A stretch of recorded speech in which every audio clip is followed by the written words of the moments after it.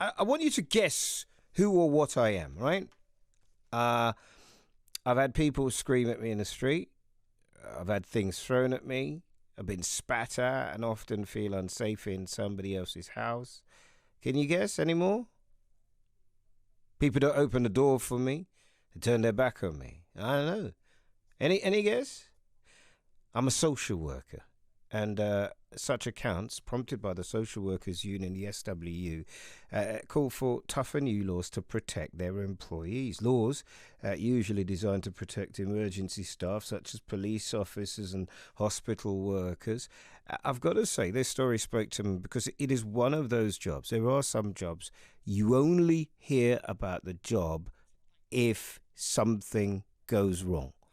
So it's what we call a thankless task, a thankless job. It's just, I've got mates who are social workers and they tell me about their caseloads. They tell me about what they have to deal with. They tell me about having trouble turning it off. They tell me about turning up not on their own to somebody's house now, but with somebody else, which causes more problems because it means the other person isn't there to do something else. So if you are a social worker, just tell me what's going on. How is it? I'd love to understand a little more about what you do so we aren't just talking about you when something goes wrong. Keri O'Riordan is a professional officer at the British Association of Social Workers and was recently a children's social worker here in London. Keri, thanks so much for talking to us. Hiya. Those descriptions, did it make sense to you? Yeah, definitely. I mean, you're turning up to people's houses, you're on your own, you're going there to do something that, you're going there to say you're trying to work with them through crisis. You might be saying something critical about how they parent, about how they're living their life currently.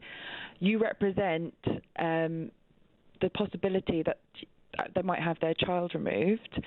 So emotions are running high. We're working with people in really complex and difficult situations, and we try and sometimes, and more often, we're intervening at really, really difficult and serious cases, and that can have an impact on the relationship that the social workers have with the family. Just tell me what it was like, the caseloads, who looked over it, whether they were building up, teamwork.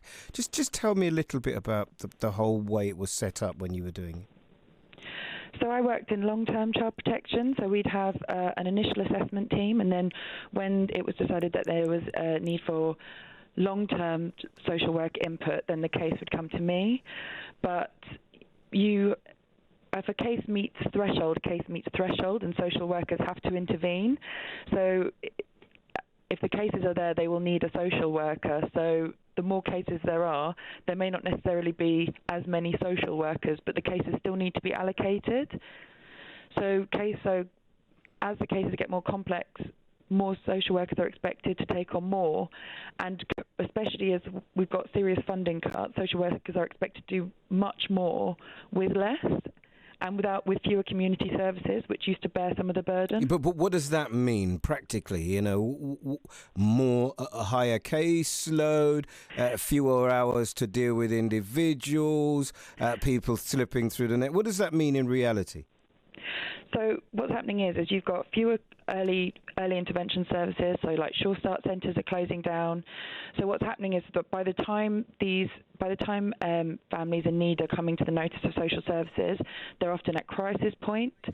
They need much more intensive interventions. The concerns are a lot more serious. So what happens is the cases that social workers are dealing with are a lot more complex and a lot more difficult to manage. What impact does that have on the individual? Well, as an individual, you've got to imagine that your day-to-day, you're dealing with people who are in really difficult circumstances, who are in need of real serious help. They maybe have been through significant trauma, and that's your day-to-day is you're trying to support and help people who are in really difficult circumstances, and might not be in a position to parent their child safely. And then in that case, you've got to have sort of those conversations, and you've got to do that sort of work. Yeah, but the problem for you is, can I just tell you about what happened when I was a kid? Yeah. When I was a kid, Mum used to say, "Don't make the police knock the door." But she might as well have said, don't make the social workers knock the door, because the reputation that you guys had, please forgive me, I just want to tell you the truth. You're coming, you separate people from their families, you make draconian rules about what people should and should not do that didn't at all pertain to the real world. And it wasn't until I grew up and started to see more, but certainly as a kid growing up where I grew up, social workers weren't friendly or welcomed. I mean, I definitely think there's definitely a perception, and social workers have to work really hard with families to sort of break down some of those barriers and develop really positive relationships.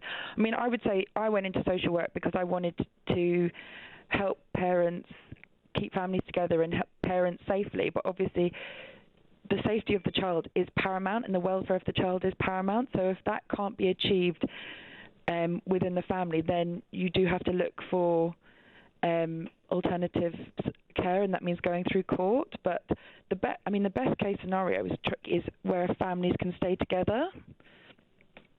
Yeah, but I think is that people don't see that. People only hear about it when when children are sadly removed. Yeah, I mean, it's a horrible article. I don't know if you've read it yet, and I'm sure you've experienced it. It just made me think, look, we've got to feature it. We know how many children are in care. We know what overall a magnificent job you guys do. But it just seems to me that the only time we hear about you and what you have to go through, what you do, is when it does actually go wrong. What one thing would you like us, people who perhaps don't come into contact with social workers, to understand about what it is that you guys do? I think, but I really disheartened when I hear it, because I really think social work is a fantastic career, and it's really enjoyable and it's really rewarding, and there's some great moments in it, and people do only hear about the negatives. I would say I would really want people to realise that social workers are working very hard. They're a dedicated profession, and their aim is to help people in crisis who've experienced really difficult circumstances, be able to live, independent, successful lives. Well, you've done it, and we want to say thank you for what you do. Keri, thank you so much for talking to us. Appreciate it very much. Keri O'Riordan, a professional officer at the British Association of Social Workers.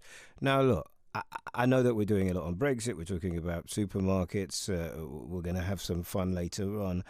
But actually, if you are a social worker, or if as a kid social workers got involved in your life, or if they're presently involved in your life, just tell me, social work, social workers, how does this subject speak to you? They are insulted, assaulted, greater protection is being called for. But goodness gracious me, don't they do a job that keeps children safe, particularly? Because not everybody's circumstances are the same. I'd love to know if you've had an experience with social workers. If you are a social worker, I really would like to understand a little bit of what is going on and what it's like here in London against the shadow of austerity. 0800 731 2000, text 81333 starting your message with the word London, and emails to eddie.nestor@bbc.co.uk. Here's Billy. Protests in Westminster adding to the queues because of the closure of Westminster